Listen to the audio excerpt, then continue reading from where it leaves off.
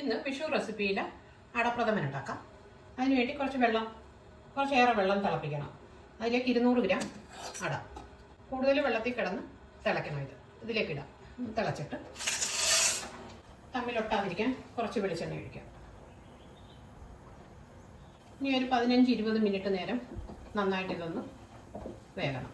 ഇത് തേങ്ങാപ്പാൽ. ഒരു തേങ്ങയിൽ നിന്നെടുത്ത 1 കപ്പ് ഒന്നാം പാലും 3 കപ്പ് രണ്ടാം പാലും. ഇത് ചവ്വരി, 1/2 കപ്പ് ചവ്വരിയായത്. ഇതൊരു 1.5 ഗ്ലാസ് വെള്ളം ഒഴിച്ചൊന്ന് വേവിച്ചെടുക്കാം. ഇത് 6 ഏലക്ക, ഒരു 1/4 ടീസ്പൂൺ ജീരകം, ഒരു പീസ് ചുക്ക്. ഇത് ഇച്ചിരി ആണെങ്കിൽ പഞ്ചസാര ഇട്ട് നന്നായിട്ട് പൊടിച്ചെടുക്കാം. ഇതിപ്പോൾ 20 മിനിറ്റായി ഇട്ടിട്ട് ഇത് വെന്തിട്ടുണ്ട്. ഇനി ഇതായത് അരിപ്പയിലായിട്ട് ഊറ്റിയിട്ട് അതിൻ്റെ മുകളിലായിട്ട് പച്ചവെള്ളം ഒഴിക്കണം. ഇത് 350 ഗ്രാം ശർക്കര 1 ഗ്ലാസ് വെള്ളം ഒഴിച്ച് ഉരുക്കി അരിച്ചെടുത്തതാണ്. ഇത് തിളപ്പിച്ചെടുക്കാം. ശർക്കര നന്നായിട്ട് തിളച്ച് ഇതിലേക്ക് ഈ അടയിടാം. ഊറ്റി വെള്ളമൊക്കെ ഒഴിച്ച് വെച്ചിരുന്ന പൊട്ടിപ്പിടിക്കാതിരിക്കാൻ വേണ്ടി. ഈ ശർക്കര ഈ അടയെ നല്ലപോലെ പിടിക്കണം. അത് നന്നായിട്ട് ഇളക്കി പറ്റിച്ചെടുക്കണം. നന്നായിട്ട് ഒരു 10-15-20 മിനിറ്റോളം ഇത് കിടന്ന് നന്നായിട്ട് പറ്റണം. ഇത് തേങ്ങയുടെ രണ്ടാം പാല് 3 കപ്പുണ്ട്. അത് ഒഴിക്കാം ഇതിലേക്ക്. പിന്നെ ഈ ചവ്വരി വേവിച്ച് വെച്ച് ചവ്വരിയും കൂടി ഒഴിക്കാം.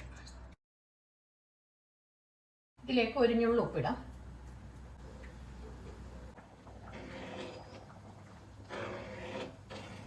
ഇനി ഇതിലേക്ക് ഏലക്കായും ചുക്കും ജീരകവും പൊടിച്ചത് ചേർക്കാം.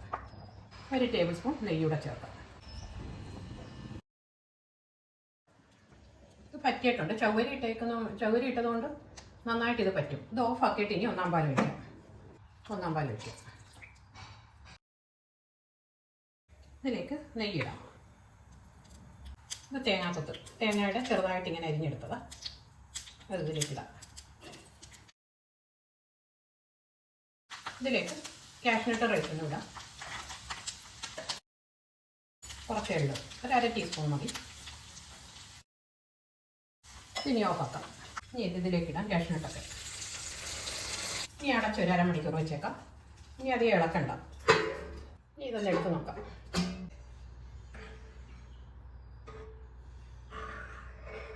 ഒത്തിരി ഇത് ഇളക്കരുത്, ഒരു വെള്ളം പോലെ ആയി പോകും. ചവ്വരി ഇട്ടുകൊണ്ട് ഇനി ഇത് കുറുകും.